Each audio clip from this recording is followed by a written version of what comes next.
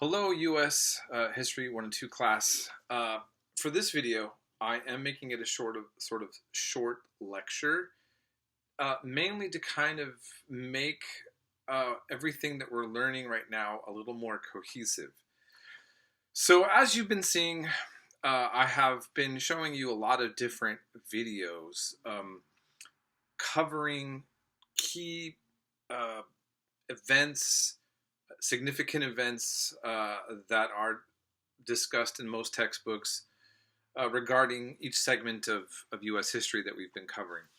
And I just want to say, these are survey courses. It's limited. I mean, I would love to cover way more things in much more detail. And ultimately, sometimes, I can look back over a section that we've covered and I kind of get frustrated that I didn't add this one other thing into the history covered.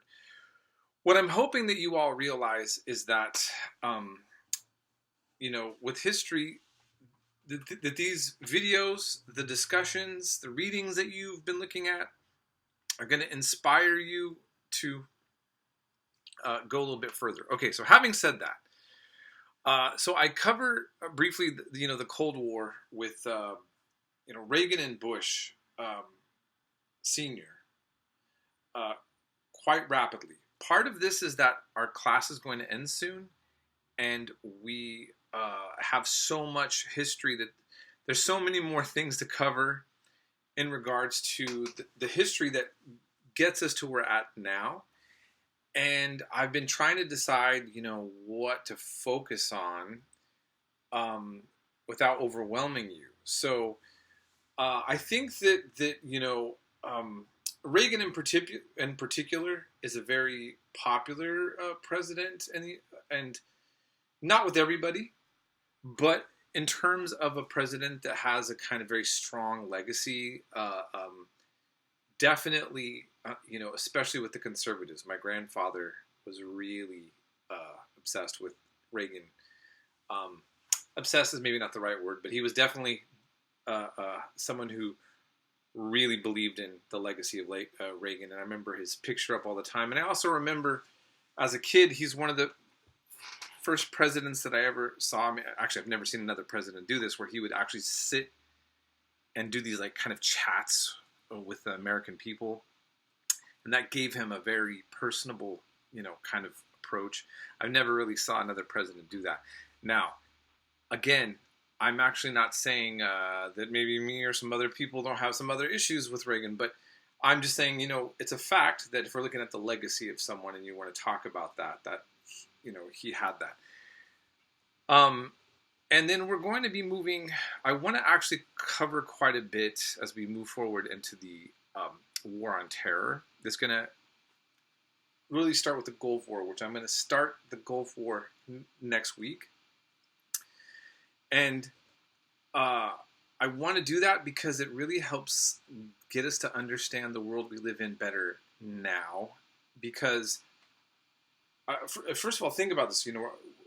For this week, we're getting to the end of the Cold War. Well, look, for someone like me and for my parents and grandparents,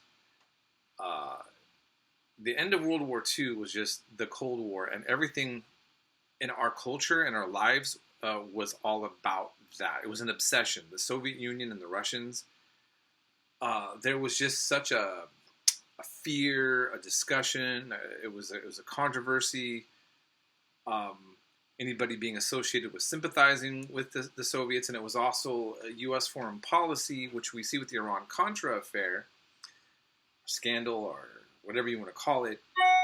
The U.S. supported a lot of dictatorships and a lot of insurgencies that were also quite brutal in the name of ending communism, or at the very least pushing back Soviet interests.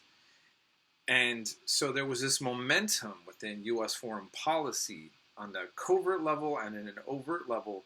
It's kind of all or nothing. Everything that the United States did was to push back Soviet interests. And with Nixon, he put a wedge between communist China and the Soviet Union. So that was talked about a little bit, and so I just want to briefly touch on this. So, um, there was this very naive kind of idea during the Cold War. Sometimes people still have it, that everybody that went communist was just going to get along because they had the same ideology. It's the same kind of it's just as naive when people say, well, because certain states are an Islamic state, that they're all going to have the same interests and get along. And I'll talk about that more when we go later, in the next week or two, when we finish up this semester.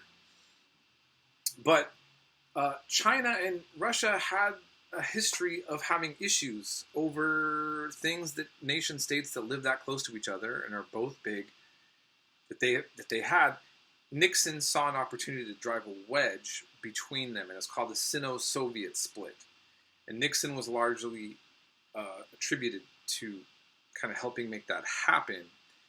And so that would be for a whole nother topic. I mean, it's a very complex topic, but what I'm trying to say is there was two big communist powerhouses, China and Russia, and ultimately the United States was still mainly focused on the pushback on Russia in particular. And so that was like our entire foreign policy, right, was to do that.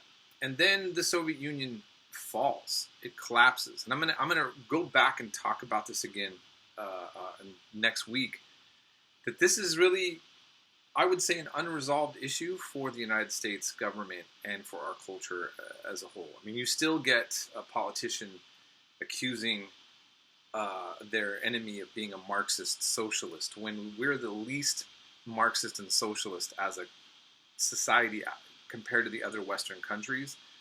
We have no huge communist party. We are the least unionized. We are the least left politically in terms of the spectrum that goes in our politics. I mean, when I was in the Netherlands, I was reminded by the Dutch that Hillary Clinton would be considered right-wing in Europe. So we're much more to the right politically than, let's say, Europe is. And yet we still have politicians accused of being socialist Marxists. Bernie Sanders is officially a socialist, but outside of him and a few others, there's not too many. And even then, his socialism is more like the social democracy of Europe, which is for another topic. My point is, again, is that we have this still lingering, the Cold War is over, but there's still all this rhetoric, but we also have a foreign policy that makes less sense to a lot of people.